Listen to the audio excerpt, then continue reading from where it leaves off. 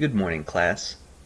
Today is part 1 of the lesson, Manipulating 2D Objects. In this lesson, you will learn some basic editing commands that will transform your ability of creating simple 2D geometry into an exciting fluency in creating more complex representations. Some commands that we will be using today that you have already learned are the line command, the circle command, and the rectangle command. So let's talk about the pretest activity you were working on a few minutes ago. How many of you were able to draw all 25 circles at the correct size and in the correct locations before time ran out? Don't feel bad if you weren't able to finish. We're going to be learning some exciting new commands that will help you complete tasks like this much faster and easier. The first command we will be learning today is the move command. The move command allows you to select objects and move them around in model space. To demonstrate this, I would like you all to draw a rectangle, like this one, using the rectangle command. It doesn't matter what size it is, as long as it is significantly wider than it is tall. Next, I would like you to draw a vertical line off to one side of the rectangle, like this. Now let's use the move command to bump the side of the rectangle up against the line. To execute the move command, type M, O, and press space. Next, select the rectangle and press space. Let's specify a base point on the side of the rectangle closest to the line. Notice how the rectangle is now following your crosshairs freely around model space? Click the midpoint of the line you created to finish the command. You have moved the rectangle and it is now touching the line.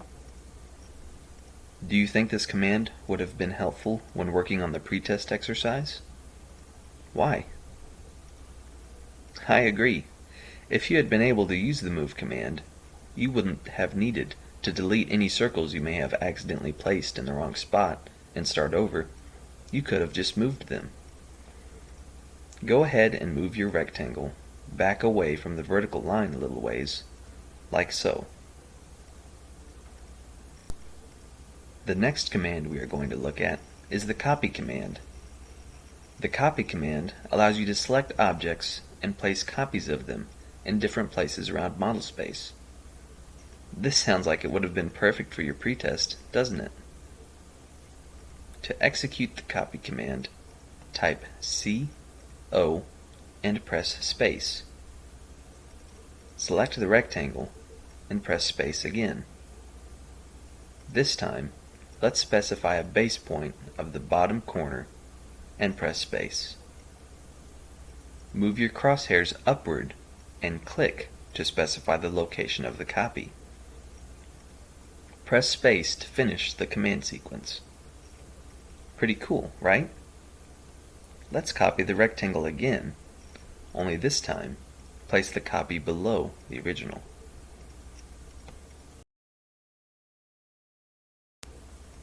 Now let's learn the mirror command. The mirror command allows you to select geometry and create a mirror image of it after selecting the line of symmetry. To execute the mirror command, type M, I, and press space. Select all three rectangles and press space. Now we are going to click 2 points in model space to be the line of symmetry for the mirrored geometry. Let's click the top and the bottom of our vertical line. Click No to keep the original geometry, because we don't want it to be deleted. Do you think you could have used the mirror command during the pretest exercise? Probably so, right? You could have created around half of the circles and used the mirror command to create the other half for you. Next, we are on to the rotate command. The rotate command allows you to change the orientation of geometry in model space. To execute this command, type R, O, and press space. Select the three rectangles that we just mirrored and press space again.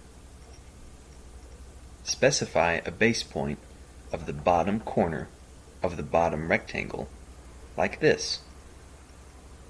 Let's type 90 and press space to specify a rotation angle of 90 degrees. Notice how the orientation of the rectangles changed? This command can be especially useful for correcting a mistake if you have accidentally drawn something in the wrong orientation. The last command we are going to discuss today is the array command. The array command is used to quickly generate a large amount of equally spaced objects. Let's try the pretest exercise again together, this time using the array command. Let's scroll over here, out of the way of our rectangles, and draw one circle 1 inch in diameter. To execute the array command, type A, R, and press space. At the command line, or using dynamic entry, select Rectangle. Notice how there are now several columns and several rows of circles? I bet you wish you knew this command a few minutes ago before the lesson started, right? Let's use dynamic input to modify the number of columns, the number of rows, and the spacing between the columns and rows.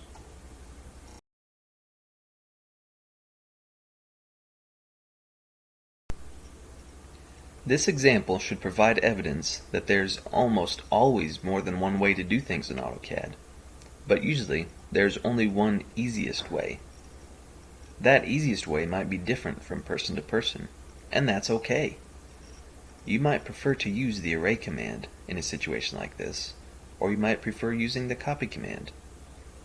There are many commands in AutoCAD that you have yet to learn, and I hope that this lesson was a good example of why it is important to learn as many commands as you can in order to determine the most efficient way to complete any given task.